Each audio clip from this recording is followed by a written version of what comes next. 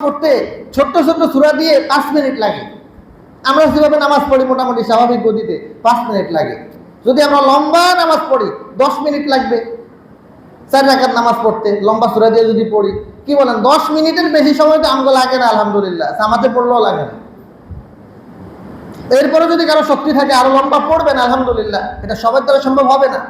4 রাকাত করে যদি আমরা নামাজ পড়ি, রাতে যদি অন্তত পক্ষে যারা কোরআন শরীফ পড়তে পারি, সূরা মুলুকটা রাত্রে অন্যতম এমনি আমল, 30 আয়াত বিশিষ্ট মাত্র 2 পৃষ্ঠা কোরআন শরীফের, আমরা যদি সূরা মুলুকটা পড়ি অন্তত পক্ষে ছোট্ট সূরা 30টা আয়াত তেলাওয়াত হয়ে যাবে, অনেক সওয়াব। এটার সওয়াব বর্ণনা করতে গেলে আবার অনেক সময় লাগবে। তো আমরা অন্তত পক্ষে 4 রাকাত করে নামাজ পড়বো, কোরআন শরীফের 1-2 পৃষ্ঠা পড়ার চেষ্টা করব, ছোট্ট সূরা মুলুক অথবা সূরা ইয়াসিন যদি আমরা পারি এটা আমরা পড়ার চেষ্টা করবো অন্তত পক্ষে 5 রাত্রিতে, আমাদের কোরআন শরীফ পড়া হয়ে যাবে। একটু দান সদকা করার চেষ্টা করব, আর সর্বসাকুল্যে আল্লাহর কাছে দোয়া করব। দোয়ার মধ্যে বলবো আল্লাহুম্মা ইন্নাকা আফুন।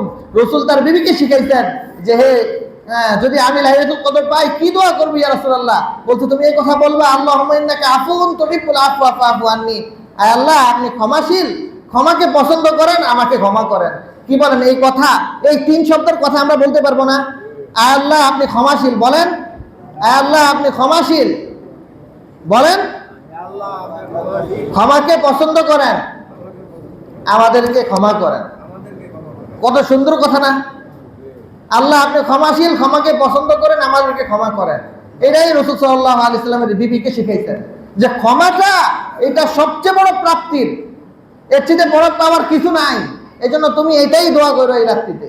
বিবিকে শিখাইছেন, কি বলেন প্রিয় স্ত্রীকে সবচেয়ে উত্তম জিনিসই তো রাসূল শিখাইছেন এই রাত্রিতে, আর সেটাই রাসূলের স্ত্রী আমাদেরকে জানাইছেন, আর আমরা সেটাই আমল করব। আল্লাহ আপনি ক্ষমাশীল, ক্ষমাকে পছন্দ করেন, আমাকে ক্ষমা করেন। অনেক দোয়ার মধ্য দিয়ে এই কথাটা বলার চেষ্টা করব। দুনিয়া তো চাবই, দুনিয়া যদি সবকিছুও পাই ক্ষমা না পাই লাভ হবে? দুনিয়ার কোটি কোটি টাকা আমার কাছে আছে কিন্তু মরার পরে জাহান্নামে যেতে হবে, এই কথা যদি কেউ সুনিশ্চিত আল্লাহ জানিয়ে দেয় তো তার তো দুনিয়াই জাহান্নাম হয়ে যাবে। কি বলেন?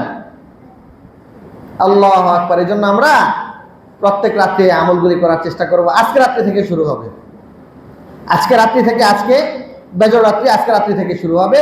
আমরা এই আমলগুলি করার চেষ্টা করবো ইনশাআল্লাহ। আল্লাহ